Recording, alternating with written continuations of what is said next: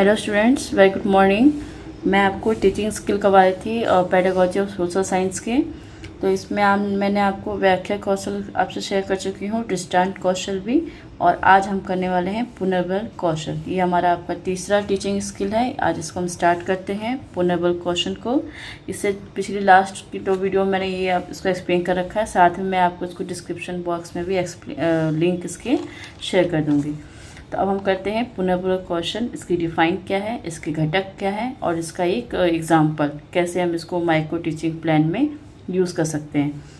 तो इसकी डेफिनेशन देखते हैं। पुनर्बल शिक्षण कौशल की वह तकनीक होती है जिसके द्वारा अध्यापक के व्यवहार में वांछित परिवर्तन, जो वांछित मतलब जो होने चाहिए, अच्छे परिवर्तन आते हैं, यानी कि सूटेबल। और कक्षा में किसी प्रश्न का सही उत्तर देने पर, अच्छा कार्य करने पर, परीक्षा में प्रथम आने पर व अच्छा व्यवहार करने पर शिक्षक जब विद्यार्थी को शाबाशी देता है, उसकी पीठ थपथपाता है, तब निश्चित रूप से वह उपयुक्त और अच्छा व्यवहार करने के लिए प्रेरित होते हैं। यानी कि जब बच्चे कक्षा में कुछ भी अच्छा जवाब देते हैं या अच्छा प्रदर्शन करते हैं और प्लस टीचर उनको शाबाशी देता है, ठीक है, तो उससे वो बच्चे और पढ़ने के लिए और ज़्यादा प्रेरित होते हैं। दूसरी ओर अवांछित या अनुचित व्यवहार करने पर शिक्षक उनके व्यवहार को सुधारने के लिए नकारात्मक पुनर्बलों का प्रयोग करता है। अगर बच्चे ने गलत जवाब दिया है तो उसको शाबाश न कह के उसको नकारात्मक नेगेटिव डांटेगा ताकि वो दोबारा वो गलती ना करे, ठीक है। और ये होता है उसका ये हम आगे करेंगे ये सब कैसे होता है, वांछित और अवांछित, ठीक है, अनुचित व्यवहार। तो ये पुनर्बल शिक्षण कौशल की परिभाषा इस प्रकार दी जा सकती है कि पुनर्बल कौशल वह शिक्षण तकनीक है जिसके द्वारा शिक्षक को अपने विद्यार्थियों के व्यवहार में वांछित परिवर्तन लाने हेतु पुनर्बलों का उचित चुनाव करके, ठीक है, उनका चुनाव करके उनके प्रभावपूर्ण उपयोग में सहायता मिलती है। तो पुनर्बल कौशल शिक्षण वो है कि जब टीचर जैसा चाहता है कि क्या बच्चे में कक्षा में वांछित व्यवहार, उचित व्यवहार आए और अवांछित व्यवहार को हटा जा सके। तो ये 2 तरह का है, एक सकारात्मक पुनर्बलन यानी कि पॉजिटिव रेनफोर्समेंट तथा नकारात्मक पुनर्बलन यानी कि नेगेटिव रेनफोर्समेंट। आप इसको एक्सप्लेन भी कर सकते हो थोड़ा, तो मैं आपको ऐसे ही बता देती हूँ। ओरल सकारात्मक यानी कि जब वो अध्यापक बच्चों से वांछित परिणाम चाहता है और उसके लिए वो उसको प्रेरित करता है, तो वो होता है सकारात्मक पुनर्बलन। उसकी तारीफ करता है, विद्यार्थियों को सुख, एक हैप्पीनेस जैसा व्यवहार रखता है वो।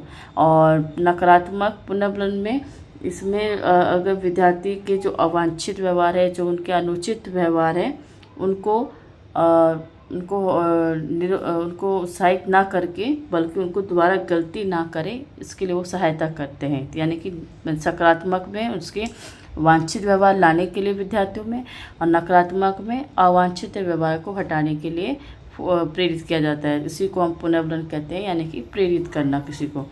तो इसके पुनर्बल कौशल के घटक क्या हैं? इस कौशल के घटक को मुख्य रूप से 2 भागों में विभाजित किया जाता है, वही है वांछित व्यवहार और दूसरा अवांछित व्यवहार।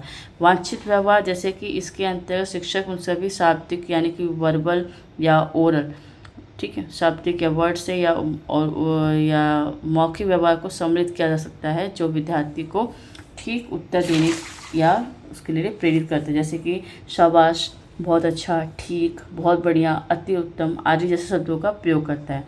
दूसरा, इसके अंतर्गत विद्यार्थी अगर अपने सही विचार प्रकट करता है, उसको स्वीकार करने वाले कथन का प्रयोग करना चाहिए, जैसे कि तुम्हारा कथन बिल्कुल सही है, बस इसे थोड़ा और स्पष्ट करो, तुम्हारा तर्क सही है आदि, ऐसे करके। ये नहीं कि हाँ ठीक है बैठ जाओ, डांटना नहीं है, इसमें उनको प्रोत्साहित करके अच्छे से बोलना है कि तुम्हारा स्टेटमेंट सही है, ठीक है, बस थोड़ा और स्पष्ट करो, या तुम्हारा तर्क संगत है, सही है।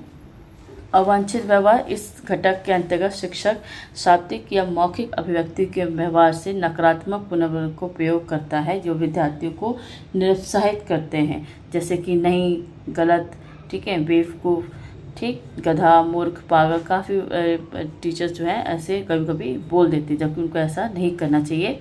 शिक्षक बालक के अवांछित व्यवहारों को निरुत्साहित करने के लिए नकारात्मक व्यवहार वाक्यों का प्रयोग करता है, जैसे तुम तो बिल्कुल कुछ भी बोल सकते हो, तुम तो बिल्कुल गोबर गणेश हो, तुम्हारा उत्तर बिल्कुल गलत है, मूर्ख, तुम्हें कुछ नहीं आता आदि।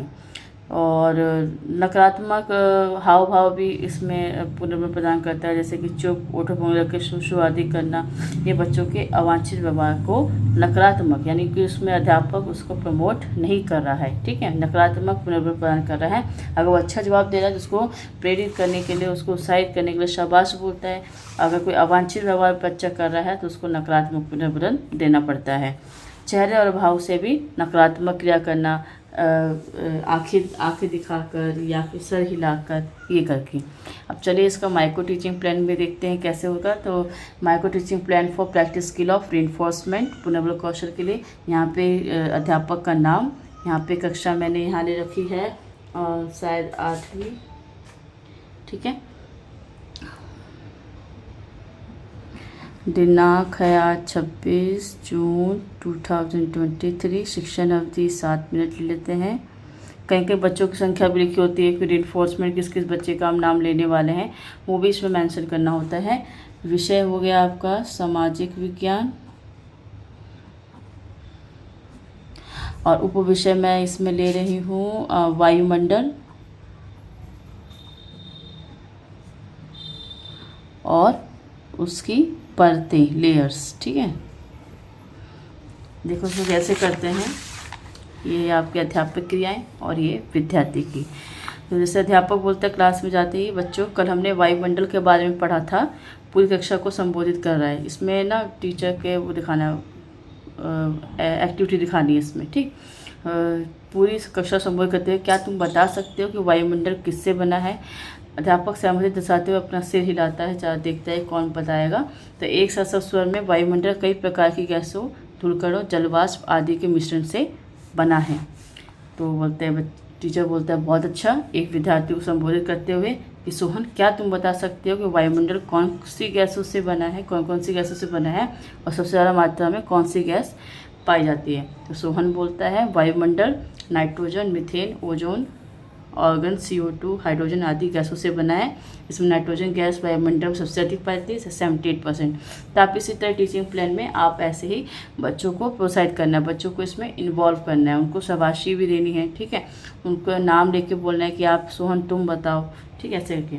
अब बच्चे ने अगर आंसर कर दिया तो उसकी तारीफ करना है, शाबाश सोहन, उसकी पीठ थपथपाता है। अब दूसरे विद्यार्थियों को संबोधित करते हुए कि राम क्या तुम बता सकते हो कि वायुमंडल इन गैसों के अतिरिक्त अन्य कौन से गैस पाए जाते हैं। अब जरूरी नहीं सारे बच्चे आंसर भी दे, तो राम चुप रहता है, तो उसको प्रोत्साहित, अब देखो यहाँ पे टीचर का काम है उसको प्रोत्साहित करते हुए उसको थोड़े हेल्प को देना आंसर। जैसे कि अभी तुमने भी बताया था कि वायुमंडल कई प्रकार की गैसों, धूलकण, जलवाष्प आदि के मिश्रण से बना है। सोहन ने भी बताया कि वायुमंडल में कई गैसें होती हैं। अब तुम बता सकते हो कि वायुमंडल में कौन कौन से तत्व होते हैं। राम ने अब जवाब दिया, अध्यापक ने जब उसको प्रोत्साहित किया तो बोला कि वायुमंडल में धूल, कण, जल, वाष्प भी होते हैं। तो आप देख सकते हैं कैसे पुनर्बद्ध करने से बच्चे ने पहले आंसर नहीं दिया, बाद में आंसर दिया। अब बच्चे उसको फिर उसकी तारीफ करते हुए, पुनर्बल देते हुए, शाबाश, बैठ जाओ, मुस्कुराते हुए, ठीक है। अब नेक्स्ट है, ऐसे ही आप इसमें और क्वेश्चन ऐड कर सकते हो अपनी तरफ से, जैसे जितना देर आप पढ़ाना चाहते हो। ये मैं आपको बस थोड़ा सा बताया था, ठीक। आप इसमें और डाल सकते हो कि कविता तुम बताओ, और 2 बच्चों के ऐड नाम, जैसे कविता तुम बताओ कि वायुमंडल में कितनी लेयर होती है। कविता ने आंसर दिया, ठीक। अब कभी किसी बच्चे ने नेगेटिव आंसर दिया तो आप नाम में नहीं बोलोगे कि नहीं तुम्हारा आंसर में अभी और सुधार करने की जरूरत है। ऐसे आप पॉजिटिव भी बोल सकते हो, नकारात्मक भी आप नंबर दे सकते हो, जैसे जैसे होता है। तो आप उसमें और क्वेश्चन ऐसे ही ऐड करते जाओगे। अब इसमें रेटिंग स्केल देख लीजिए कैसे इसके निरीक्षण होंगे। घटक हमने कौन कौन से लिए, सकारात्मक और जो स्वीकार करने अच्छे और प्रश्नार्थक कथ्यों का प्रयोग। इसमें आपके रेटिंग है न्यूनतम वाले और ये अधिकतम वाला। जितना अच्छा है उसके हिसाब से इस पर टिक लगाना है। अगर 1 के लेवल पे 1, अगर अच्छा किया तो 7, 6, 5 ऐसे करके। छात्राओं की भावनाओं को स्वीकार किया गया हो, ठीक। हाव भाव या अन्य अशाब्दिक संस्कृतियों का प्रयोग किया गया हो, उसके हिसाब से रेटिंग। नकारात्मक शाब्दिक कथनों का हिसाब से प्रयोग, उसका रेटिंग। अब पुनर्वर्ग का उपयोग करना, कैसे वो सही उपयोग किया है, कि कहाँ सकारात्मक करना है, कहाँ नकारात्मक करना है, इसका उपयोग सही किया कि नहीं किया टीचर ने, ये उसकी रेटिंग है 1 2 3 4 5 6। ओके स्टूडेंट, तो ये आपका मैंने आज पुनर्वर्ग कौशल भी करवा दिया है। पुनर्बल कौशल skill of reinforcement. Okay students, next video में हम प्रश्न कौशल करेंगे, स्किल ऑफ क्वेश्चनिंग। ठीक, तब तक के लिए आप रिवाइज कीजिए।